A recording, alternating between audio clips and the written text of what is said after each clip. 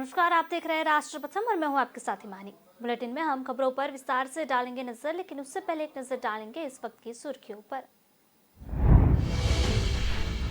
ज्योतिर्लिंग महाकालेश्वर के नगरी उज्जैन में प्रधानमंत्री नरेंद्र मोदी ने नवनिर्मित वैभवशाली श्री महाकाल लोक देश को अर्पित किया।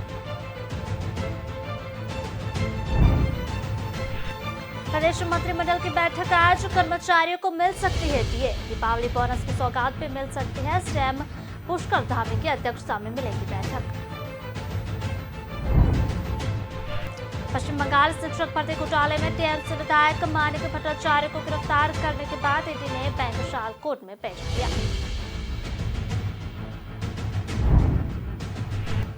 बीएसएफ और असम पुलिस ने मंगलवार को संयुक्त अभियान के दौरान एक ट्रक से 40 करोड़ रुपए से अधिक की हेरोइन जब्त की। डेरा सच्चा सौदा प्रमुख राम रहीम एक बार फिर जेल से पैरोल बाहर आ जाएगा। डेरा मुखी के परिवार ने हरियाणा सरकार को वापा पैरोल देने की अर्जी की।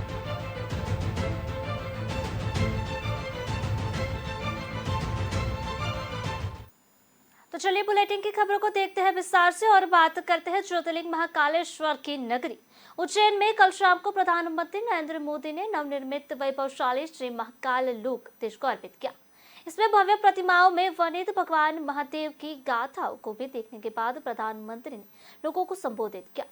उन्होंने श्री महाकाल लोक के भारत की संस्कृति व आध्यात्मिक चेतना का नया शिलालेख बताया और इस दौरान उन्होंने कहा कि पूरी दुनिया भारत का सांस्कृतिक वैभव देखकर चकित है। हमारे महान ऋषि मुनिया पूर्वजों ने बिना तकनीक के ऐसे विराट मंदिर कैसे बनाए हैं। अब नया भारत अपने इन्हीं मंदिरों को, उसी आध्यात्मिक गौरव को पुनः सहेज रहा है। उन्होंने कहा कि महाकाल का बुलावा आया है तो यह बेटा बिना आए कैसे रह सकता है। इससे पूर्व उन्होंने महाकाल की मंदिर के गर्भगृह में ज्योतिर्लिंग पूजन अर्चन किया व मौन साधना कर ध्यान लगाया। बता दें कि हिमाचल की गोद में विराजित केदारनाथ मां गंगा की गोद में विराजित केदारनाथ मां गंगा की गोद में किनारे स्थित काशी विश्वनाथ के बाद अब मोक्षदायिनी शिप्रान नगरी उज्जैन में स्वयंभू ज्योतिर्लिंग महाकाल के नवनिर्मित लोक को देखकर सनातन धर्म का वैभव और बढ़ गया। पीएम मोदी ने कहा कि शंकर के सानिध्य में साधारण कुछ भी नहीं है। शंकर के सानिध्य में साधारण कुछ नहीं रहा, सब कुछ अलौकिक हो गया, असाधारण है, अविस्मरणीय और अविश्वसनीय है। जय महाकाल उज्जैन की ये ऊर्जा, ये उत्साह, अवंतिका की ये आभा, ये अद्भुतता, ये आनंद, महाकाल की ये महिमा, ये महात्मा, महाकाल लोक में लौकिक कुछ भी नहीं है। उज्जैन के क्षण क्षण में और पल पल में इतिहास सिमटा हुआ है। कण कण में आध्यात्म समाया हुआ है और कोने कोने में ईश्वरीय ऊर्जा संचारित हो रही है। उज्जैन ने हजारों वर्षों तक भारत की संपन्नता और समृद्धि का ज्ञान और गरिमा का और साहित्य का नेतृत्व किया है। ज्योतिषीय गणनाओं में उज्जैन न केवल भारत का केंद्र रहा, बल्कि भारतीय आत्मा भी केंद्र रहा है। जब भारत का भौगोलिक स्वरूप आज से अलग रहा होगा, तब ये माना जाता है कि उज्जैन भारत में केंद्र में है। हमारी तपस्या और आस्था से जब महाकाल प्रसन्न होते हैं, तो उनके आशीर्वाद से ही ऐसे भव्य स्वरूप का निर्माण होता है। और महाकाल का जब आशीर्वाद मिलता है, तो काल की रेखाएं मिट जाती हैं। साथियों, महाकाल की नगरी उज्जैन के बारे में हमारे यहां कहा गया है, प्रलयो न बाधते, प्रलयो न बाधते तत्र महाकालपुरी, अर्थात महाकाल की नगरी प्रलय के प्रहार से भी मुक्त है। हजारों वर्ष पूर्व जब भारत का भौगोलिक स्वरूप आज से अलग रहा होगा, वाराणसी के ज्ञानवापी परिसर में मिले कथित शिवलिंग की कार्बन डेटिंग पर सुनवाई चल रही है। जिला जज डॉक्टर अजय कृष्ण विश्वेश की कोर्ट ने 14 अक्टूबर को अगली सुनवाई के लिए तारीख दी है। दरअसल हिंदू पक्ष ने शिवलिंग की जांच के लिए कार्बन डेटिंग की मांग की थी। उम्मीद जताई जा रही थी कि इस मामले में कोर्ट आज ही फैसला सुना सकता है। वहीं कार्बन डेटिंग पर आज मुस्लिम पक्ष ने कोर्ट में अपना जवाब दाखिल किया है। इसके अलावा वाराणसी की दूसरी कोर्ट में दूसरी सुनवाई ज्ञानवापी परिसर में मिले कथित शिवलिंग की पूजा पाठ की मांग में अधिकार से संबंधित है। वहीं दूसरे केस की सुनवाई सिविल जज senior division fast track court Mahendra Kumar Pandey की अदालत में होगी। श्रृंगार गौरी नियमित दर्शन और अन्य विग्रहों के संरक्षण के मामले में 16 मई को सर्वे के दौरान मिले कथित शिवलिंग के मुद्दे पर 4 वादी महिलाओं ने बिना क्षति पहुंचाए शिवलिंग की जांच की मांग की है। इसके साथ ही उसके इर्द गिर्द की कार्बन डेटिंग की मांग की है। इस पर जवाब देने के लिए अंजुमन इंतजामिया मसाजिद कमेटी ने समय मांगा था। इसके साथ ही कनमाइल लाइब्रेरी के तोड़फोड़ के दौरान मिले गणेश एवं लक्ष्मी की मूर्ति को सुरक्षित और संरक्षित करने का आवेदन पर भी सुनवाई की जाएगी। सिविल जज fast track court senior division Mahendra Kumar Pandey की अदालत में आज किरण सिंह और से दाखिल अर्जी पर सुनवाई होगी। वादिनी और से कोर्ट में दाखिल अर्जी में ज्ञानवापी परिसर में मिले शिवलिंग पूजा पाठ राजभोग आरती करने की मांग की गई है।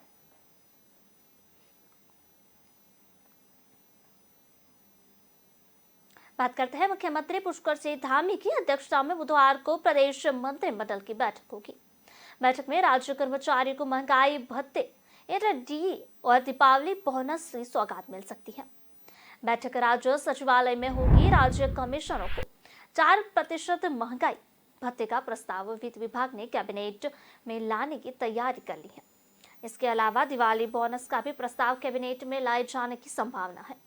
इसके अलावा स्वामित्व योजनाओं में महिलाओं को सह स्वामी बनने का प्रस्ताव भी कैबिनेट में आ सकता है। लंबे समय से छुट्टी पर चल रहे शिक्षकों के बदले अस्थायी शिक्षकों को तैनाती का प्रस्ताव भी शिक्षा विभाग ने तैयार किया है। महिलाएं सशक्तिकरण एवं बाल विकास विभाग ने मुख्यमंत्री महालक्ष्मी किट योजना का लाभ लड़कियों के साथ लड़कों को देने का प्रस्ताव कैबिनेट समक्ष लाने के लिए शासन को भेज दिया है। इसके अलावा विभाग ने आंगनवाड़ी कार्यकर्ता सेवा नियमावली में संशोधन और आंगनवाड़ी कार्यकर्ताओं को भी नंदगौरा देवी योजना का लाभ देने का प्रस्ताव तैयार किया है। विभागीय सूत्रों इन दोनों प्रस्ताव के भी कैबिनेट में लाए जाने के संकेत दिए हैं।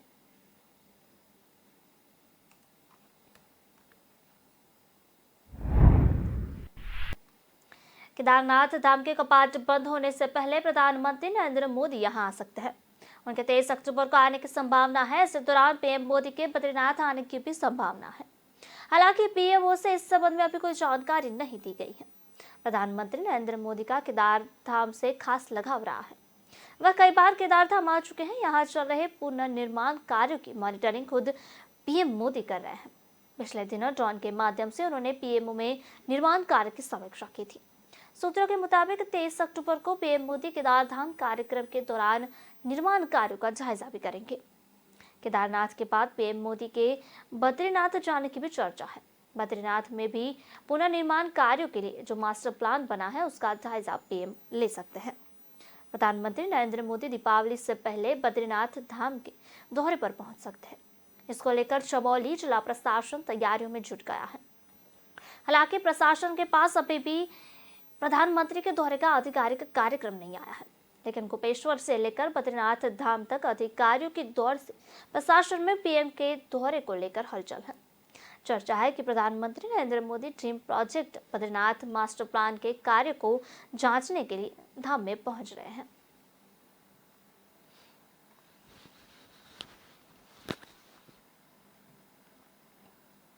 पश्चिम बंगाल शिक्षक भर्ती घोटाले में टीएमसी विधायक मानिक भट्टाचार्य को गिरफ्तार करने के बाद ईडी ने बैंकशाल कोर्ट में पेश किया। कोर्ट में पेशी के दौरान भाजपा कार्यकर्ता ने मानिक को चप्पलें दिखाई। कार्यकर्ता इस दौरान चोर शोर के नारे लगाए। शिक्षक भर्ती घोटाले में ईडी ने पार्थिव अर्पिता के बाद तीसरी बड़ी गिरफ्तारी की है।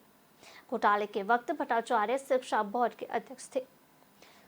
भट्टाचार्य को 29 सितंबर को सुप्रीम कोर्ट से गिरफ्तारी में राहत मिली थी। उस वक्त सीबीआई उन्हें गिरफ्तार करना चाह रही थी, जिस पर भट्टाचार्य कोर्ट चले गए। कोर्ट ने अगले आदेश तक सीबीआई से उन्हें गिरफ्तार नहीं करने के लिए कहा था।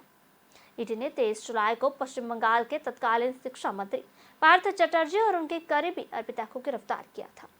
ईडी की टीम को अर्पिता के फ्लैट से करीब 49 करोड़ रुपए कैश और गोल्ड मिला था। ईडी का कहना है कि यह स्कैम करीब 100 करोड़ रुपए का है। सीबीआई की ओर से शिक्षक भर्ती घोटाले में मनी लॉन्ड्रिंग का केस दर्ज करने के बाद 22 जुलाई को ईडी ने पार्थ एवं अर्पिता के साथ भट्टाचार्य के घर पर भी रेड मारी थी। साल 2014 में प्राथमिक शिक्षक नियुक्ति के लिए पात्रता परीक्षा में 259 लोगों को फर्जी तरीके से नौकरी देने का आरोप है। गलत प्रश्न का दावा कर इन सभी की उत्तर पुस्तिका में एक नंबर बढ़ा दिया गया है। इसके खिलाफ कलकत्ता हाईकोर्ट में याचिका दायर की गई थी जून 2022 में। इस पर सुनवाई के बाद कलकत्ता हाईकोर्ट ने मामले की सीबीआई जांच करने का आदेश दिया था और मानिक भट्टाचार्य को उनके पद से हटा दिया था।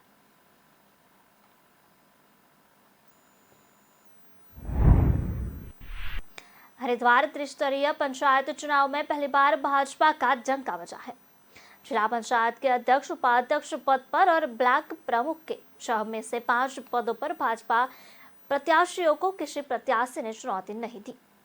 इसके साथ ही इन सभी पदों पर भाजपा का परचम लहराना तय हो गया है। पार्टी के प्रदर्शन से उत्साहित भाजपा प्रदेश अध्यक्ष महेंद्र भट्ट ने इसी मुख्यमंत्री पुष्कर सिंह धामी के कुशल नेतृत्व, पार्टी के वरिष्ठ नेताओं की मेहनत और संगठन के चुनाव प्रबंधन में जुटे कार्यकर्ताओं की सक्रियता का परिणाम बताया है।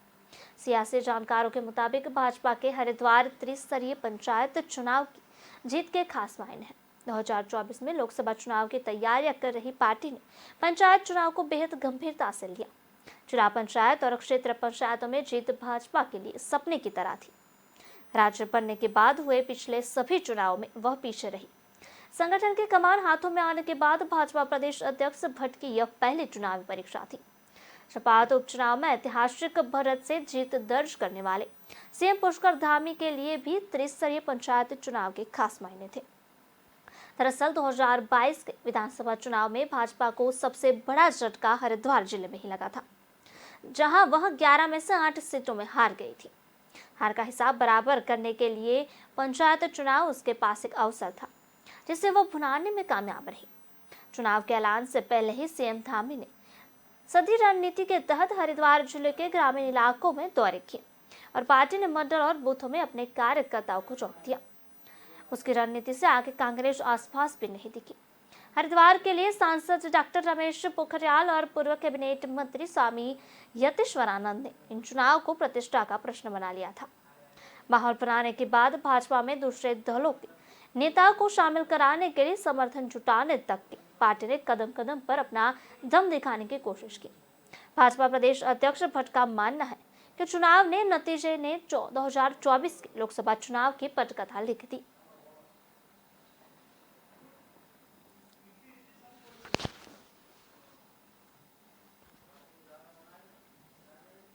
बीएसएफ और असम पुलिस ने मंगलवार को संयुक्त अभियान के दौरान एक ट्रक से 40 करोड़ रुपए की अधिक की हेरोइन जब्त की है। पुलिस ने आरोपी ट्रक चालक को गिरफ्तार कर लिया है। इस मामले में पुलिस अन्य आरोपियों की तलाशी कर रही है। पुलिस का कहना है कि जल्द ही अन्य तस्करों को गिरफ्तार कर लिया जाएगा। जानकारी के मुताबिक अधिकारियों को सूचना मिली थी कि मिजोरम से करीमगंज होते हुए त्रिपुरा जा रहे एक ट्रक में करोड़ों रुपए की हेरोइन ले जा रही है। सूचना के आधार पर बीएसएफ और करीमगंज पुलिस के जवानों ने मंगलवार तड़के न्यू करीमगंज रेलवे स्टेशन के पास एक ट्रक से हेरोइन जब्त की। अधिकारियों ने बताया कि ट्रक में चालक के केबिन में 764 साबुन की थैलियों में भरकर हेरोइन छिपा कर रखी गई थी। पकड़ी गई हेरोइन का वजन करीब 9.40 किलोग्राम है और इसकी अनुमानित कीमत 40.4 करोड़ रुपए है। अधिकारी ने कहा कि ट्रक चालक को गिरफ्तार कर लिया गया है। ट्रक चालक से पूछताछ की जा रही है। असम के मुख्यमंत्री शर्मा ने बताया कि पिछले 1 साल में 655 करोड़ रुपए की ड्रग्स जब्त की गई। उन्होंने बताया कि सत्ता में आने के बाद से राज्य भर में प्रतिबंधित पदार्थों को जब्त करने के लिए लगातार अभियान चलाया जा रहा है। पिछले 1 साल के दौरान 95.65 किलो हेरोइन, 32,293 किलो गांजा, 187 किलोग्राम अफीम, 2,68,104 कप सिरप की बोतलें, 48,41,842 कैप्सूल एवं 213.94 किलो भाग सहित अन्य नशीले पदार्थों को जब्त किया गया।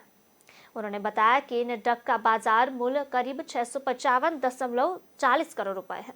शर्मा ने बताया कि पिछले 1 साल 1 अगस्त से इस साल 31 अगस्त के बीच कुल 4,751 लोगों को नशीले ड्रग्स के व्यापार में शामिल होने के आरोपों में गिरफ्तार किया गया। खबरों का सिलसिला लगातार जारी रहेगा। मिलते एक छोटे से ब्रेक के बाद। हर चीज का भाव बढ़ गया है। दूध 5 रुपए से, सेब 30 रुपए से, पेट्रोल का भाव तो बीपी बढ़ा देता है। इस टॉमी का भी भाव बहुत बढ़ गया है। चिल माचा, शुक्र है रैपिडो ऑटो के भाव तो नहीं बढ़े। ऑटोज में सबसे किफायती और आपके घर तक भी best price assured. Forget meter, enjoy every kilometre. एक बार फिर हिंदी को लेकर तमिलनाडु का विरोध फिर सामने आया है। CM MK. स्टालिन ने कहा कि हिंदी थोपकर केंद्र सरकार को एक और भाषा युद्ध की शुरुआत करनी चाहिए। भाजपा ने कांग्रेस को बताया छतम समाजवादी पूंजीपतियों को कोसने वाले को मिलते हैं गले। भाजपा के प्रवक्ता गोपाल अग्रवाल ने बताया। पीएम मोदी ने हैदराबाद में संयुक्त राष्ट्र विश्व भूस्थानिक अंतर्राष्ट्रीय कांग्रेस का उद्घाटन किया।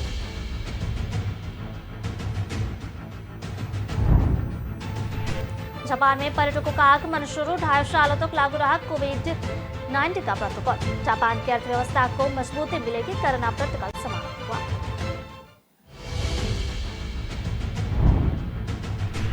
सुप्रीम कोर्ट में नोटबंदी की संवैधानिक वैधता को चुनौती देने वाली याचिकाओं पर आज सुनवाई होगी। इसके लिए 5 जजों की बेंच गठित की गई।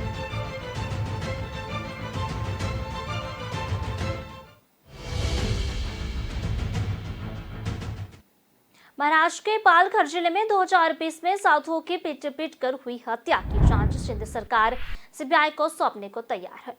राज्य सरकार ने एक हलफनामा दायर कर अपनी यह मंशा जताई। शिंदे सरकार ने अदालत में दायर हलफनामे में कहा कि इस मॉब लिंचिंग की सीबीआई जांच करने में कोई आपत्ति नहीं है। इस हत्याकांड की पूरे देश में निंदा हुई थी। उस वक्त महाराष्ट्र समेत कोरोना लॉकडाउन था। तब राज्य में उद्धव ठाकरे नीत महाविकास अघाड़ी सरकार थी। 16 अप्रैल 2020 की रात 10 बजे करीब सुशील गिरी महाराज और कल्पवृक्ष गिरी महाराज और नीलेश तेलकड़े नामक ड्राइवर के साथ देशव्यापी कोरोना लॉकडाउन के बीच एक कार में सवार होकर मुंबई के कांदिवली से गुजरात के सूरत में एक अंतिम संस्कार में शामिल होने के लिए जा रहे थे।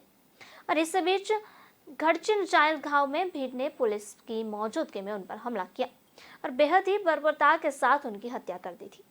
ग्रामीणों की भीड़ ने इन साधुओं की कार को रोका और उन्हें चोर समझकर पीट कर मार डाला। मामले की जांच शुरुआत में पालघर पुलिस ने जांच की थी और बाद में इससे राज्य सीआईडी अपराध शाखा को स्थानांतरित कर दिया गया था। महाराष्ट्र की सरकार की जांच पर संदेह जताते हुए साधुओं के रिश्तेदार और चुनाव अखाड़ा के साधुओं ने सीबीआई और एनआईए की जांच पर गुहार लगाई थी। केंद्रीय मंत्री नारायण राणे ने कहा कि मामले की जांच होनी चाहिए और सच्चाई सामने आनी चाहिए। महाराष्ट्र सरकार द्वारा पालघर मॉब लिंचिंग मामले की जांच सीबीआई को हस्तांतरित करने एवं सहमति पर अपनी प्रतिक्रिया में यह बात कही।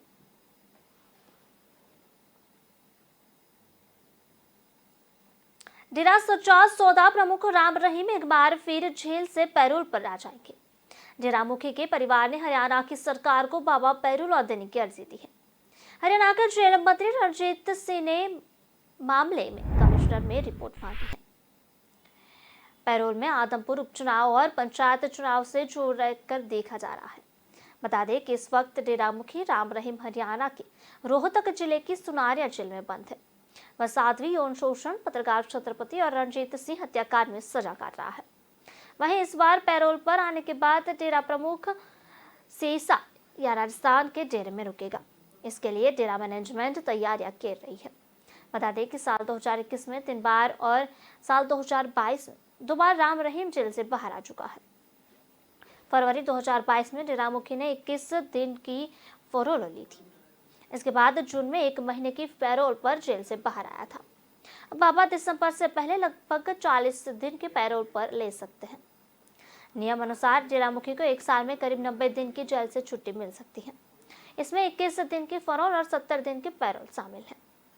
जेल से लिखे अपने पत्र में डेरा मुखी अनुयायियों को संदेश दे चुका है कि उनकी मुराद जल्द ही पूरी होने वाली है। नीटा के प्रतिष्ठान और नाम चर्चाओं में भी संदेह दिया जा रहा है कि गुरुजी जल्द बाहर आएंगे।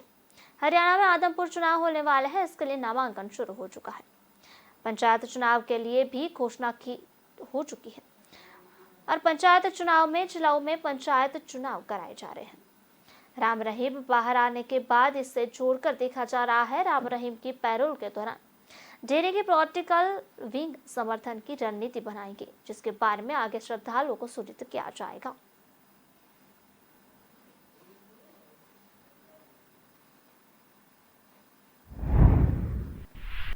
भारत के चुनाव आयोग ने शिवसेना के एकनाथ शिंदे गुट को चुनाव चिन्ह आवंटित कर दिया है। संजय गुट को चुनाव चिन्ह रूपे 2 तलवार और ढाल आवंटित किया गया है। उन्होंने बीते दिन यानी कि सोमवार को बाला साहेब जी शिवसेना नाम दिया गया था। इससे पहले नाम और सिंबल की इस लड़ाई में चुनाव आयोग ने हाल ही में होने वाले उपचुनाव की बाबत उद्धव ठाकरे गुट को नया नाम और पार्टी सिंबल दे दिया था। उद्धव गुट को मशाल चुनाव चिन्ह के लिए मंजूरी मिली थी। इस गुट का नाम अब शिवसेना उद्धव बाला साहेब ठाकरे होगा। उद्धव गुट को त्रिशूल का चिन्ह इसलिए नहीं मिला क्योंकि इसका धार्मिक संकेत है। उगता सूरज इसलिए नहीं मिला क्योंकि यह धर्मों के पास है। मशाल चुनाव चिन्ह 2004 में समता पार्टी के पास था। इसके बाद से यह किसी को आवंटित नहीं था, इसलिए यह चिन्ह उद्धव गुट को दिया गया।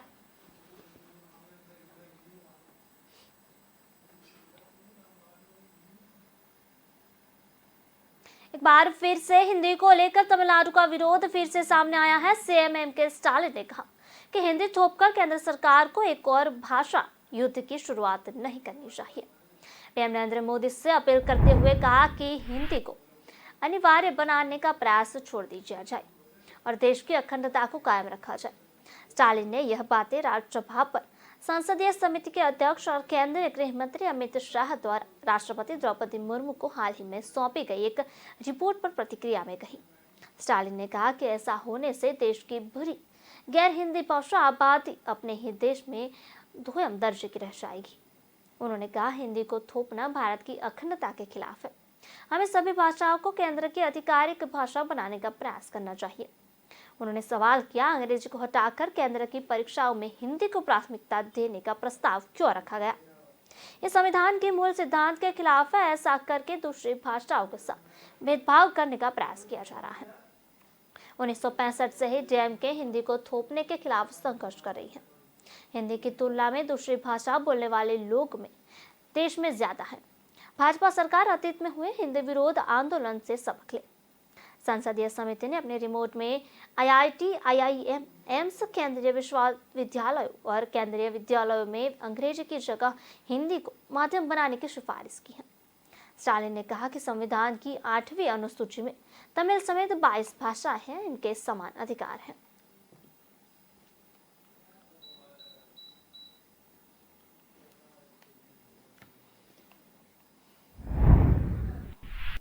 पंजाब के सीएम भगवंत मान ने सतलुज यमुना लिंक SYL नहर मामले में कहा कि 14 अक्टूबर को हरियाणा के सीएम मनोहर लाल खट्टर के साथ होने वाली मीटिंग में पंजाब सरकार अपना पक्ष जोरदार ढंग से रखेगी। उन्होंने सुप्रीम कोर्ट के निर्देशों पर हरियाणा के सीएम के साथ मीटिंग होने की बात कही। मान ने कहा कि मीटिंग में पंजाब के हित व अधिकारियों की सुरक्षा पर पूरी तरह सुनिश्चित करने के लिए वह मीटिंग में तैयारी के साथ रहेंगे। भगवंत मान ने कहा कि पिछले सरकारों के नेता ऐसे महत्वपूर्ण मीटिंग से बचते रहे, मगर वह राज्य के हितों की रक्षा के लिए पूरी तैयारी के साथ मीटिंग में जाएंगे। हालांकि उन्होंने इस सप्ताह के आखिर में होने वाली मीटिंग के नतीजों के संबंध में किसी निष्कर्ष पर पहुंचने को जल्दबाजी बताया। सीएम भगवंत मान ने राज्य सरकार और पंजाब के गवर्नर के बीच किसी प्रकार का कोई मतभेद नहीं होने की बात भी कही। उन्होंने कहा कि पंजाब सरकार महंगाई, बेरोजगारी, माफिया और अन्य बुराइयों के खिलाफ है, लेकिन गवर्नर के साथ अच्छे संबंध है। मान ने कहा कि राज्य सरकार वाइस चांसलर की नियुक्ति लिए 3 नाम का पैनल गवर्नर के पास भेजेंगी। हालांकि राज्य सरकार द्वारा प्रस्तावित नाम पर गवर्नर द्वारा सहमति देने की आम परंपरा रही है।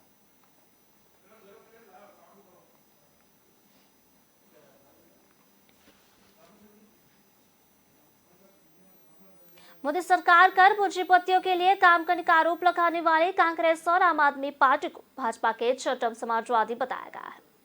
भाजपा के प्रवक्ता गोपाल अग्रवाल के अनुसार सार्वजनिक रूप से पूंजीपतियों को कोसने वाले कांग्रेस के वरिष्ठ नेता पद से पीछे उन्हीं पूंजीपतियों से गले मिलते हैं। भाजपा प्रवक्ता ने मौजूदा वैश्विक आर्थिक संकट में भारतीय अर्थव्यवस्था को एकमात्र उम्मीद की किरण बताते हुए कहा कि मोदी सरकार की नीतियों के कारण ही यह संभव हो सका है। ध्यान देने की बात है कि कांग्रेस के वरिष्ठ नेता राहुल गांधी लगातार मोदी सरकार पर अदानी, अंबानी समेत चंद पूंजीपतियों के लिए काम करने आरोप लगाते रहे हैं। पिछले दिनों राजस्थान की कांग्रेस सरकार के साथ अदानी ग्रुप के 60,000 करोड़ रुपए निवेश का समझौता किया। उन्होंने पूंजीपतियों को लेकर कांग्रेस के इस दोहरे चरित्र को छद्म समाजवादी बताया। उनके अनुसार यही स्थिति आम आदमी पार्टी की भी है। अग्रवाल ने आरोप लगाया कि केजरीवाल आंदोलन के सहारे मुख्यमंत्री की कुर्सी तक पहुंचे हैं, लेकिन खुद उनकी सरकार भ्रष्टाचार के गंभीर आरोपों में घिरी हुई है। पूंजीपतियों को सार्वजनिक रूप से कोसने वाले केजरीवाल अपनी सरकार की भ्रष्ट नीतियों से सराहनीय पूंजीपतियों को लाभान्वित कर रहे हैं। गोपाल अग्रवाल ने कहा कि इसके उलट मोदी सरकार ने पिछले 8 सालों में अर्थव्यवस्था के सभी आयामों को मजबूत करने का काम किया है। इसके तहत बैंकिंग सेक्टर काफी मजबूत स्थिति में है। जीएसटी का संग्रह रिकॉर्ड स्तर पर पहुंच रहा है। इस 13 क्षेत्रों में पीएमआई के सहारे मैन्युफैक्चरिंग को बढ़ावा देने की कोशिश की गई है।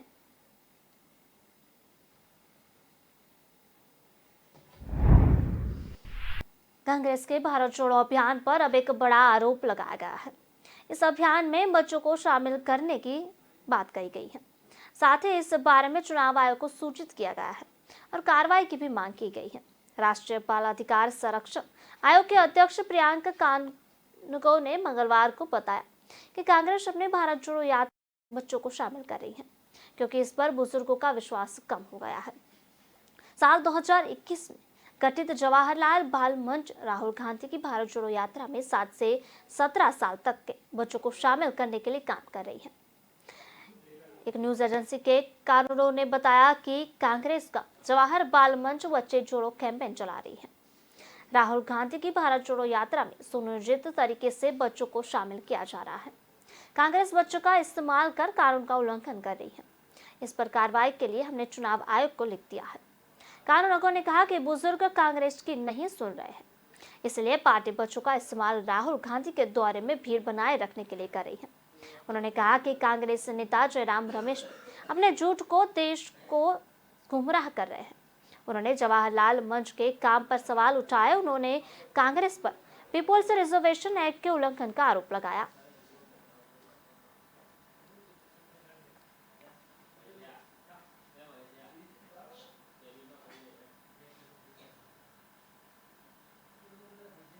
बुलेटिन में समय हो चला है ब्रेक का। ब्रेक के बाद देखते हैं खबरों को रफ्तार से। कहाँ जा रहे हो? दुकान पर बैठो और इसे आगे बढ़ाओ।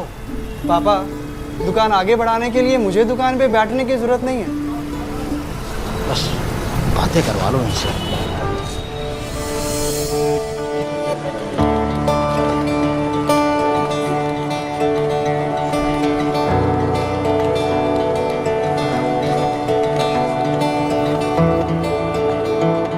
थोड़ा सा ऊपर हो।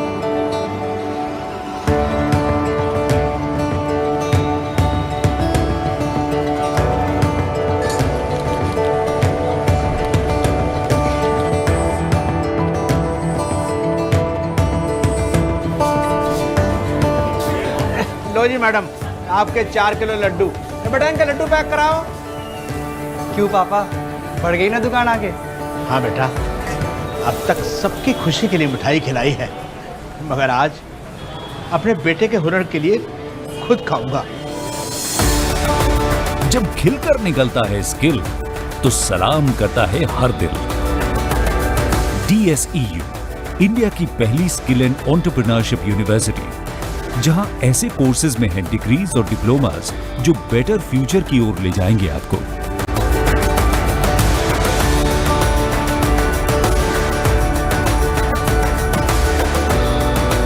तो एडमिशन के लिए अप्लाई कीजिए। स्किल है तो नहीं कुछ मुश्किल है। थोड़ा रोस्ट, थोड़ा फ्राई, थोड़ा लो, थोड़ा हाई, थोड़ा अपना वाला ट्राई। मेरा ट्विस्ट, मेरा टेस्ट, मेरा ट्विस्ट। अमृतसरी छोले, मेरे वाले छोले। वंडर मसाला। मेरा ट्विस्ट, मेरा टेस्ट। ज्योतिर्लिंग महाकालेश्वर की नगरी उज्जैन में प्रधानमंत्री नरेंद्र मोदी ने नवनिर्मित वैभवशाली श्री महाकाल लोक देश को अर्पित किया। इसमें भव्य प्रतिमाओं में वर्णित भगवान महादेव की गाथाओं को देखने के बाद प्रधानमंत्री ने लोगों को संबोधित भी किया। उन्होंने श्री महाकाल लोक को भारत की सांस्कृतिक व आध्यात्मिक चेतना का नाशरालेख बताया। इस दौरान उन्होंने कहा कि पूरी दुनिया भारत का सांस्कृतिक वैभव देखकर चकित है कि हमारे महान ऋषि मुनियों पूर्वजों ने बिना तकनीक के ऐसे विराट मंदिर कैसे बनाए। अब नया भारत अपने हिंदी मंदिरों से आध्यात्मिक गौरव को पुनः सहेज रहे हैं। उन्होंने कहा कि महाकाल का बुलावा आया तो यह बेटा बिना आए कैसे रह सकता है। इससे पूर्व उन्होंने महाकाल मंदिर में गर्भगृह में ज्योतिर्लिंग का पूजन अर्चन किया व मौन साधना कर ध्यान लगाया।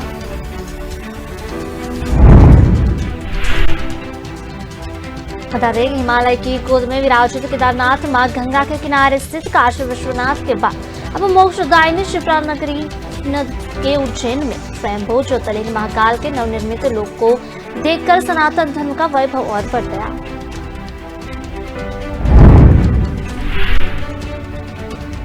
कांग्रेस उपाध्यक्ष राहुल गांधी की भारत छोड़ो यात्रा के बीच कांग्रेस के राष्ट्रीय प्रवक्ता एवं शाहबाद के पूर्व विधायक अनिल धतोरी भाजपा में शामिल हो गए। मुख्यमंत्री मनोहर लाल ने अनिल धतोरी और उनके साथियों को भाजपा में शामिल कराया। इस मौके पर मुख्यमंत्री ने वोट की ताकत और कांग्रेस के आपातकाल का जिक्र भी किया। मुख्यमंत्री ने कहा कि अपने अंदर देशभक्ति की भावना जागरूक करें, हमारे लिए देश पहले है, व्यक्ति बाद में। मुख्यमंत्री मनोहर लाल ने कहा कि भाजपा के 2014 में सरकार बनी तब यह ध्यान में आया कि देश की आजादी के मायने क्या है, संस्कार क्या है और लोगों की दिशा क्या होनी चाहिए। हमने इस बात पर विचार किया कि बड़ी बड़ी समस्याओं का हल कैसे होना चाहिए। सीएम ने कहा कि नरेंद्र मोदी के प्रधानमंत्री बनने के बाद उन्होंने इन समस्याओं का चुटकियों में समाधान कर दिया। मोदी ने धारा 370 को समाप्त किया, राम जन्मभूमि विवाद का हल ऐसा निकाल दिया कि लोग सपने में भी नहीं सोच सकते थे। आदिवासी महिला को राष्ट्रपति बनाकर पीएम मोदी ने दिखा दिया कि महिलाओं को उनके अधिकार कैसे दिए जाते हैं। भाजपा सरकार सबसे पहले गरीब वंचितों की चिंता करती है।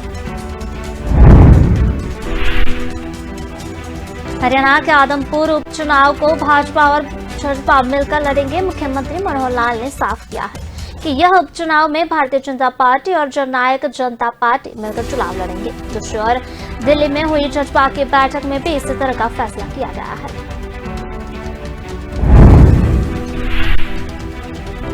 मुख्यमंत्री मनोहर लाल ने दोनों दलों में किसी तरह के मतभेद को अटकलों के सिरे से खारिज कर दिया है। हरियाणा निवास में सोमवार को हाई पावर परचेज कमेटी बैठक के बाद पत्रकारों से बातचीत में मुख्यमंत्री मनोहर लाल ने कहा कि गठबंधन के प्रत्याशी भव्य बिश्नोई के पोस्टरों में जसपा नेताओं को जगह नहीं मिलने की कोई खास वजह नहीं है। स्थानीय कार्यकर्ताओं ने अपने स्तर पर यह पोस्टर बनवा दिए होंगे। पार्टी द्वारा चुनाव प्रचार को लेकर व्यापक स्तर पर रणनीति बनाई जा रही है। दूसरी ओर सत्तारूढ़ भारतीय जनता पार्टी की बेरुखी के बावजूद जननायक जनता पार्टी भी अभी गठबंधन को तोड़ने के मूड में नहीं है। आदमपुर उपचुनाव में भी भाजपा उम्मीदवार भव्य बिश्नोई और उनके पिता कुलदीप बिश्नोई के ताजा बयान को आधार बनाकर पार्टी में शीर्ष नेताओं ने दिल्ली में राष्ट्रीय अध्यक्ष डॉक्टर अजय सिंह चौटाला की अध्यक्षता में विस्तृत चर्चा की। इसके बाद मंगलवार पार्टी के जिलाध्यक्ष को सलाह के लिए आमंत्रित किया गया।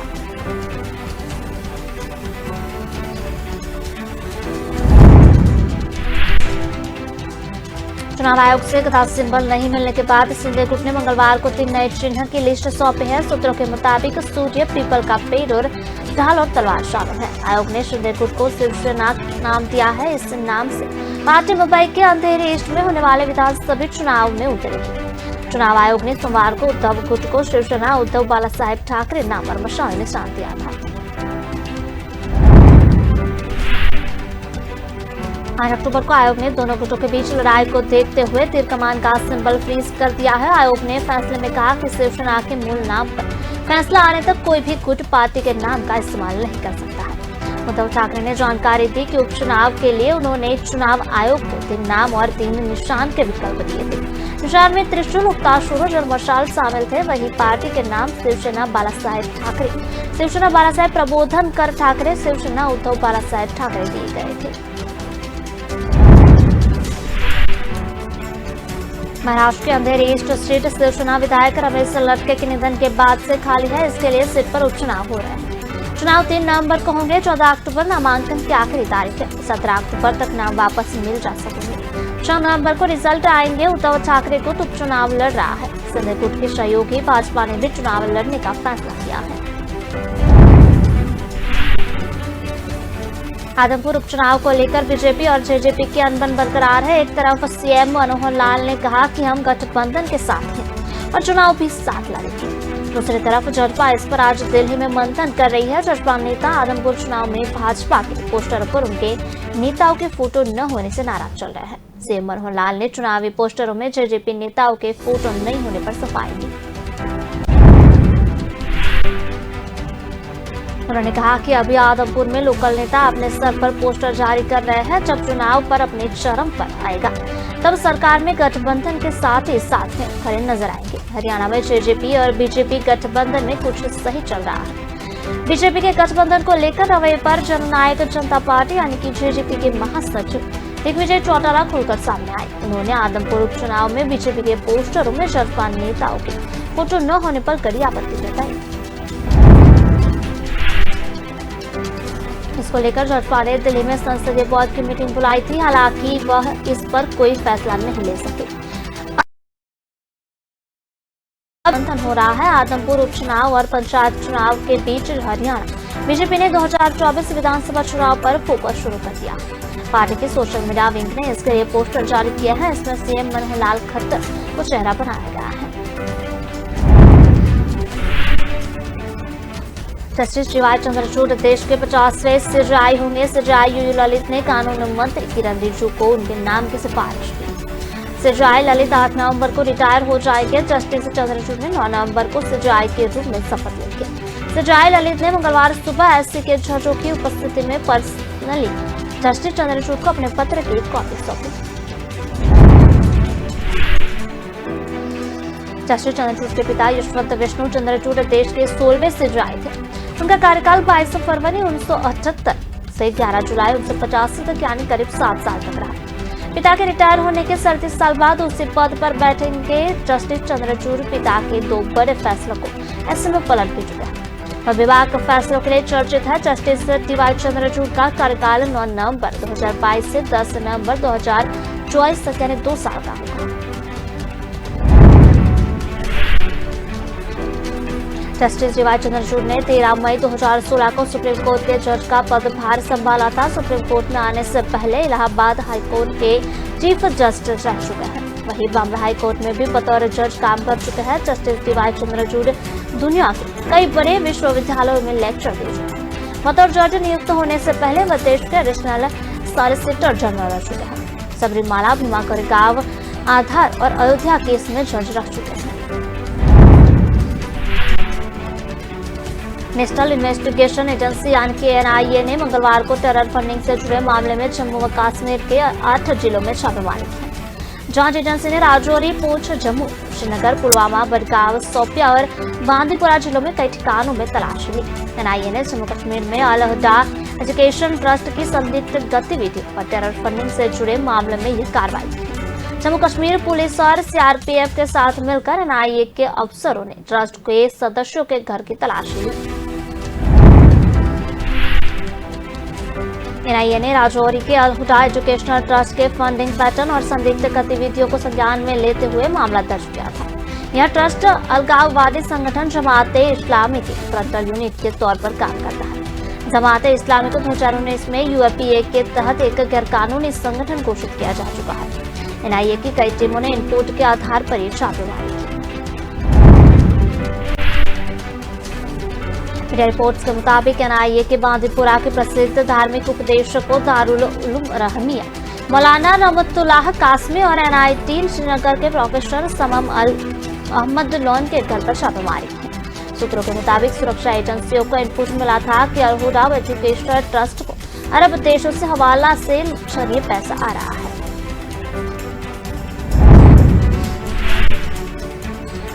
सीतापुर में जिला प्रशासन के अफसरों की संवेदनहीनता का वीडियो सामने आया है। इसमें नजर आ रहा है कि जिले के DM और SP का काफिला जहांगीराबाद चौराहे से निकल रहा है। इस दौरान सामने आया है कि रिक्शा आता है, लेकिन काफिले को देखकर बचने की कोशिश में पड़ जाता है। इससे रिक्शा में बैठी हुई कई सवारियां नीचे दब जाती है। यह सब कुछ अपनी गाड़ी में बैठे DM और SP देखते हैं। बावजूद इसके किसी अधिकारी ने रुकने की जरूरत नहीं समझी। लगातार हो रही बारिश से जहांगीराबाद इलाके में सड़कों पर पानी भर गया है। सड़कों में इकट्ठे होने की वजह से जल भराव हो गया है। सोमवार को DM मनोज सिंह और SP कुले सुशील चंद्र भान अपने काफिले के साथ बाढ़ प्रभावित इलाकों का दौरा करने निकले थे। DM और SP दौरा कर लौट आए थे। सड़क से गुजर रहे अफसरों के काफिले को 2 जगह देने के लिए चालक ने ई रिक्शा बाई तरफ में लिया, लेकिन गड्ढे के कारण ई रिक्शा पलट गया।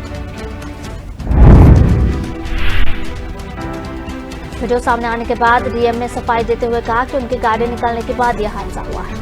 अगर उन्हें जानकारी मिलती तो वह जरूर रुकते। वीडियो में दिख रहा है कि जब ये रिक्शा पलटा है तो वह काफिले की गाड़ियां गुजर रही थी, लेकिन किसी भी अफसर ने गाड़ी को रोककर मदद की कोशिश नहीं की। वहीं आसपास में मौजूद लोगों ने तुरंत ई रिक्शा के नीचे आए लोगों को बाहर निकाला।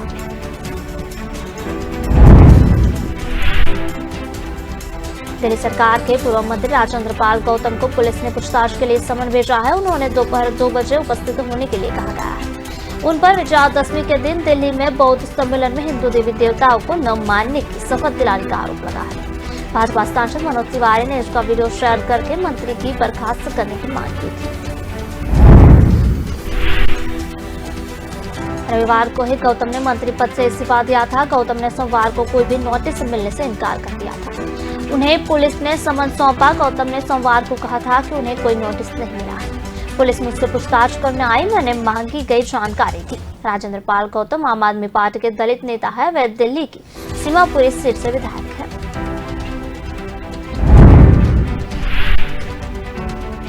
केजरीवाल सरकार में उनके पास सामाजिक न्याय एवं अधिकारिता, अनुसूचित जाति एवं जनजाति रजिस्ट्रार ऑफ कोऑपरेटिव सोसाइटीज मंत्रालय की जिम्मेदारी थी। उन्होंने अपने इस्तीफे पर प्रतिक्रिया देते हुए रविवार को कहा कि बीजेपी के खिलाफ लड़ता रहूंगा। वे मेरे नाम पर केजरीवाल को टारगेट कर रहे हैं। अपने नेता पर मैं आज नहीं आने दूंगा। यह दीक्षा कार्यक्रम जय भीम मिशन ने किया था, जिसमें 10,000 से ज्यादा लोग आए थे।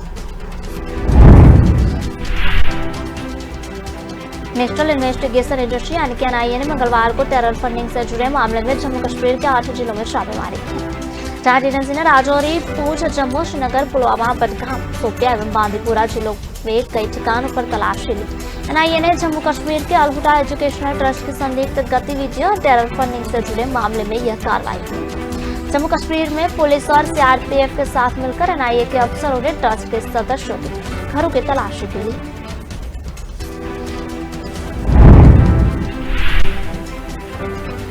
NIA ने राजौरी के अल हुदा एजुकेशनल ट्रस्ट के फंडिंग पैटर्न और संदिग्ध गतिविधियों को संज्ञान में लेते हुए मामला दर्ज किया था।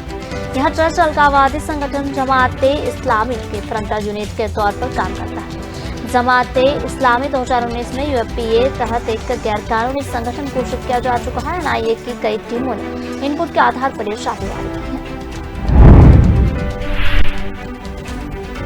रिपोर्ट्स के मुताबिक NIA ने बांदीपुरा के प्रसिद्ध धार्मिक उपदेशकों दारुल उलूम रहमिया मौलाना रहमतुल्लाह कासमी और NIT श्रीनगर के प्रोफेसर समम अहमद लोन के घर पर छापेमारी की। सूत्रों के मुताबिक सुरक्षा एजेंसी को इनपुट मिला था कि अल हुदा एजुकेशनल ट्रस्ट को अरब देशों से हवाला के लिए जरिए पैसा आ रहा है।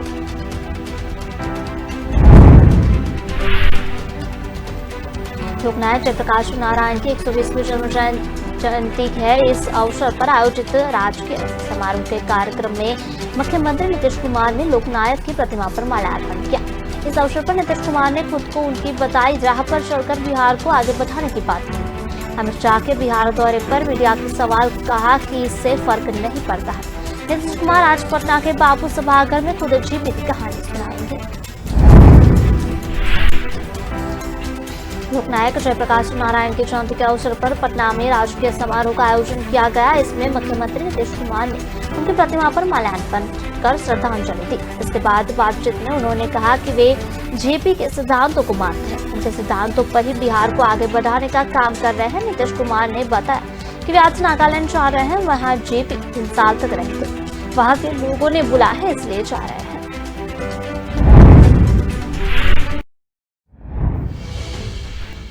सुप्रीम कोर्ट ने ममता बनर्जी सरकार को दिया झटका, कुलपति की नियुक्ति हुई खारिज। कलकत्ता विश्वविद्यालय के कुलपति की नियुक्ति खारिज, सोनाली चक्रवर्ती को छोड़ना होगा कुलपति का पद। रूस और यूक्रेन के बीच जारी जंग बेहद संकीर्ण मोड़ पर पहुंच चुकी है। क्रीमिया में ब्रिज पर हमले के बाद पुतिन का पारा 7वें आसमान पर। बिहार की 2 विधानसभा सीटों पर उपचुनाव, प्रदेश के सियासत ने भी करवट बदल लिया। मोकामा विधानसभा सीट चर्चा का विषय, अनंत सिंह की पत्नी और नीलम देवी को टिकट। उत्तर प्रदेश में बारिश से राहत के आसार नहीं दिख रहे हैं। मौसम विभाग ने फिर से प्रदेश में भारी बारिश की चेतावनी जारी की। सुप्रीम कोर्ट ने दिल्ली एनसीआर में लगाए गए पटाखा बिक्री पर बैन के अपने फैसले को बदलने से कर दिया इनकार।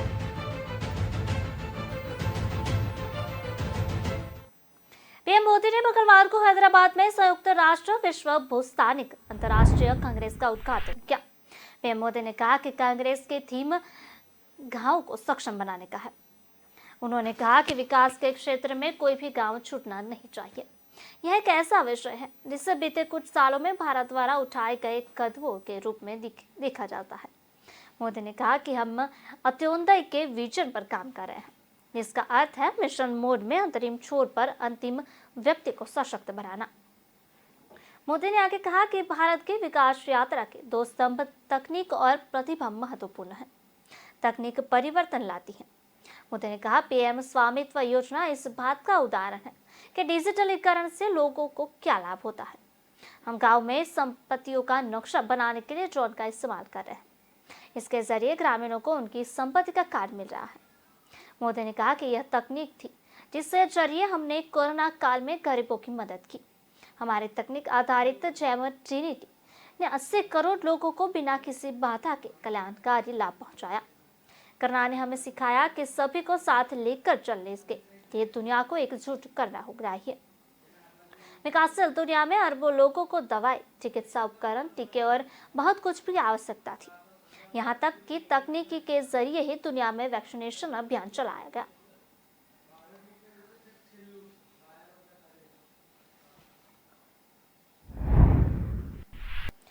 आजादी के अमृत महोत्सव के इस कालखंड में देश ने अपने खाते में नई नई उपलब्धियों को जोड़ने में जुटा है। इस समय G20 की अध्यक्षता भी भारत के लिए बड़ा मौका है। इसकी कमान 1 दिसंबर से भारत के हाथों में होगी। ऐसे में भारत अपने उन सभी मुद्दों को इन बैठकों में चर्चा के लिए दुनिया के सामने रखना चाहता है, जो उसे विकसित देशों की कतार में खड़ा करने के लिए जरूरी है। इनमें एक बड़ा विषय शिक्षा भी है, जिसे भारत G20 की बैठक में प्रमुखता से रखने की तैयारियों में जुटा है। फिलहाल वह शिक्षा से जुड़ी अपनी तैयारियों को दुनिया के सामने रखेगा और उनकी राय भी लेगा। शिक्षा मंत्रालय ने अब तक G20 को लेकर जो तैयारियां की है, उसके तहत उसका फोकस शिक्षा से जुड़े 4 क्षेत्रों को लेकर होगा। इनमें पहला बुनियादी साक्षरता और संख्या ज्ञान, दूसरा तकनीक की मदद से शिक्षा पहुंच को बढ़ावा, और तीसरा भविष्य की जरूरत और कौशल विकास, और चौथा शोध को बढ़ावा देना और साझेदारी है। शिक्षा मंत्रालय इन विषयों को लेकर इसलिए भी उत्साहित है क्योंकि नई राष्ट्रीय शिक्षा नीति और उससे पहले भी इस दिशा में सरकार ने काफी गंभीर प्रयास किए हैं। ये जमीनी स्तर पर दिखने भी शुरू हो गए हैं। G20 की अध्यक्षता मिलने को लेकर भारत इसलिए उत्साहित है क्योंकि इसमें 20 ऐसे देश शामिल हैं जो दुनिया की 2/3 आबादी का प्रतिनिधित्व करते हैं। वैश्विक अर्थव्यवस्था में इनकी हिस्सेदारी करीब 90% है।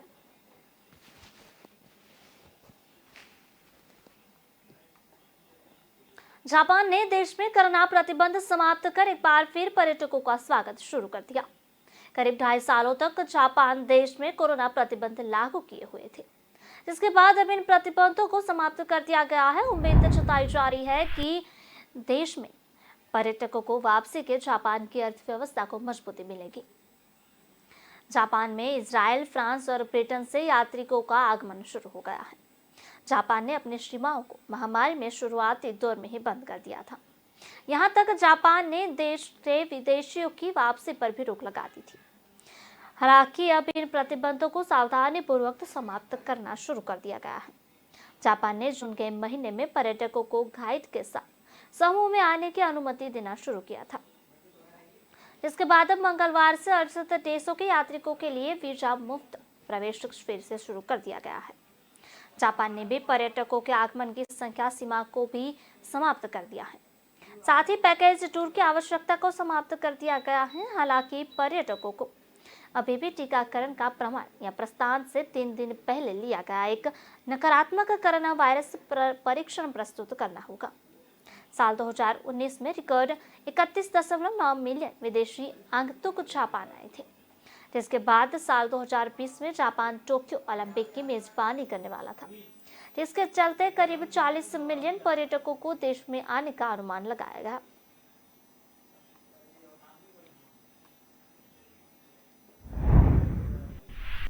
मौजूदा वैश्विक परिदृश्य के बीच चीन की सियासत एक खतरनाक मोड़ पर खड़ी नजर आ रही है। चीन में 16 से 18 अक्टूबर को 20वीं राष्ट्रीय कांग्रेस का आयोजन होने जा रहा है। इसमें राजनीतिक और आर्थिक नीतियों की रूपरेखा पर भी चर्चा होगी। इस बैठक को इसलिए भी बेहद महत्वपूर्ण माना जा रहा है क्योंकि इसमें चीन की कम्युनिस्ट पार्टी में नेतृत्व परिवर्तन हो सकता है। यह भी माना जा रहा है कि इस बैठक में शी जिनपिंग एक बार फिर से अपने कार्यकाल का विस्तार कर सकते हैं, लेकिन राष्ट्रपति शी जिनपिंग के यह आसान नहीं है। चीनी राष्ट्रपति शी जिनपिंग अपनी जीरो कोविड नीति को लेकर आलोचक को निशाने पर है। एक रिपोर्ट के मुताबिक चीन की शून्य कोविड नीति के तहत लगाए जाने वाले लॉकडाउन के कारण बहुराष्ट्रीय कंपनियों को गंभीर नुकसान का सामना करना पड़ा है। ये कंपनियां चीन छोड़ने पर विवश हो रही हैं।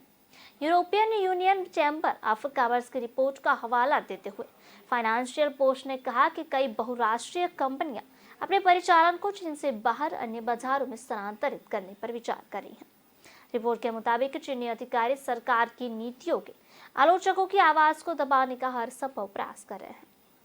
द हांगकांग पोस्ट एक रिपोर्ट के मुताबिक चीनी सोशल मीडिया प्लेटफॉर्म वीबो से सिंधुआ यूनिवर्सिटी के क्रिमिनल लॉ प्रोफेसर लाओ डोंग्यान के पोस्ट हटा दिए गए हैं।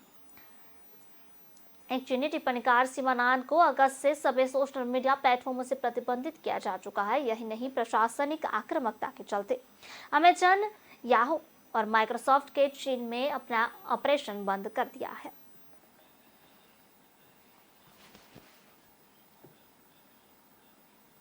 सुप्रीम कोर्ट में नोटबंदी की संवैधानिक वैधता को चुनौती देने वाली याचिकाओं पर आज सुनवाई होगी।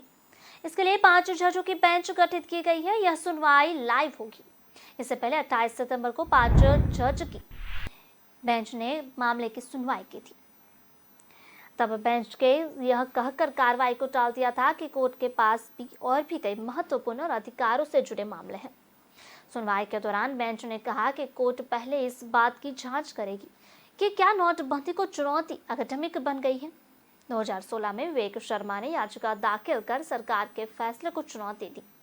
इसके बाद 58 और याचिकाएं दाखिल की गई।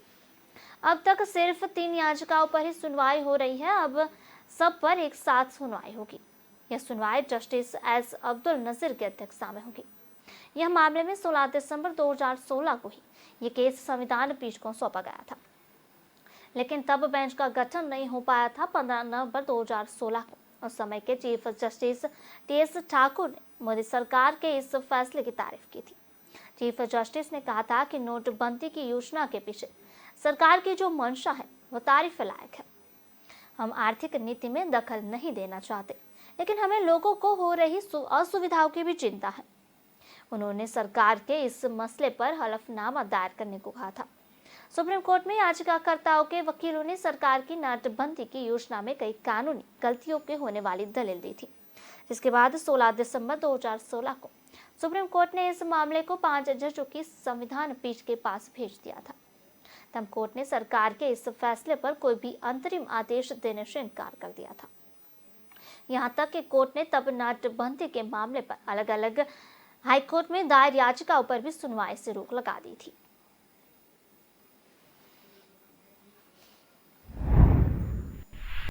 इंटरनेशनल मॉनेटरी फंड IMF ने 2023 में ग्लोबल इकोनॉमिक ग्रोथ का अनुमान जारी किया है। इसमें भारत के लिए इकोनॉमिक ग्रोथ के अनुसार को एक बार फिर से घटा दिया गया है। IMF ने मौजूदा अनुमान में 0.60% की कटौती करते हुए फाइनेंशियल ईयर 2023 के लिए देश की GDP ग्रोथ 0.8% रहने का अनुमान जताया है। हालांकि राहत की बात यह है कि फाइनेंशियल ईयर 2024 के लिए भारत की GDP ग्रोथ के अनुमान में बदलाव न करते हुए इसे 6.1% ही रखा गया।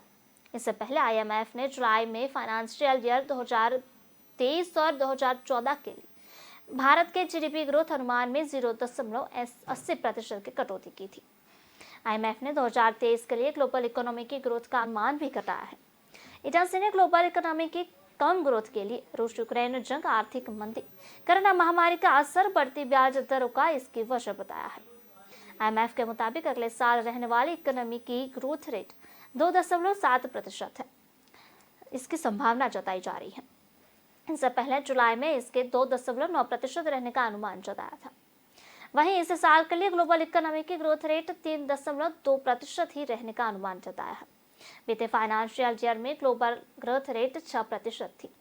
भारत की इकोनॉमिक ग्रोथ को लेकर IMF की ओर से जारी किए गए अनुमान भारतीय रिजर्व बैंक यानी कि RBI के अनुमानों से कम है। RBI ने इसी साल सितंबर में देश की GDP ग्रोथ के अनुमान जताए थे। फाइनेंशियल ईयर 2023 के लिए 0.20% घटकर देश के GDP ग्रोथ 7% रहने का अनुमान जताया गया था।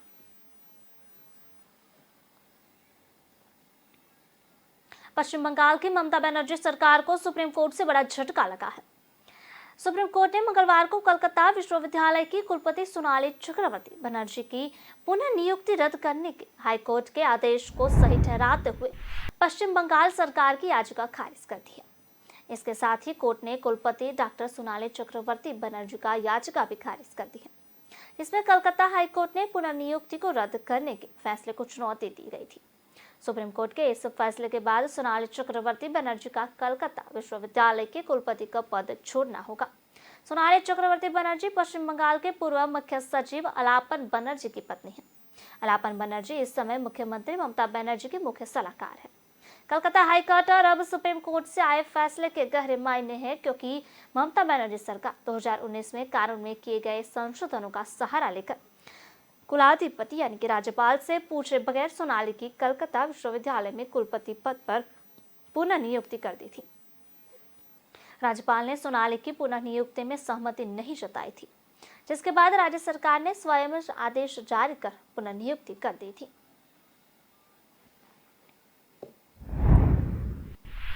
सुप्रीम कोर्ट ने मंगलवार को उस याचिका पर विचार करने से इनकार कर दिया है जिसमें सुरक्षा का मुद्दा उठाते हुए कहा था कि विचाराधीन कैदी को हर तिथि पर अदालत में पेश करने का आदेश नियमित तौर पर नहीं दिया जाना चाहिए।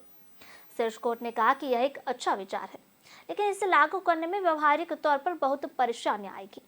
एक आरोपित का अदालत जाना पूरी आपराधिक व्यवस्था का मूल है। उक्त टिप्पणियां प्रधान न्यायाधीश you Lalit, justice SR Bhatt और जस्टिस बिलाय त्रिवेदी की पीठ ने की। सुनवाई के दौरान जस्टिस ललित ने कहा कि मैंने मुंबई की एक जेल का दौरा किया था और अब मुंबई जैसे शहर में 6 टर्मिनल हैं, तो सुनवाई के दौरान एक आरोपित को वर्चुअल माध्यम से पेश कर सकते हैं।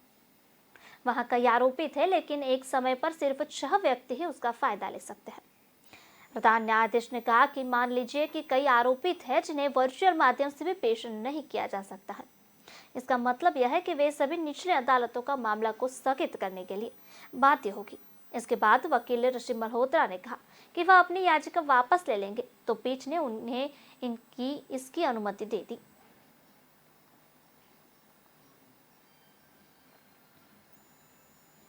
फिलहाल खबरों में बस इतना ही। विस्तार से खबरें पढ़ने के लिए आप हमारी वेबसाइट का भी प्रयोग कर सकते हैं। हमारी वेब का पता है www.kalamkartavya.com। हमारी कलम ही हमारा कर्तव्य है। इस उद्देश्य के साथ आप खबरों को राष्ट्र प्रथम के साथ देखते रहिए। नमस्कार।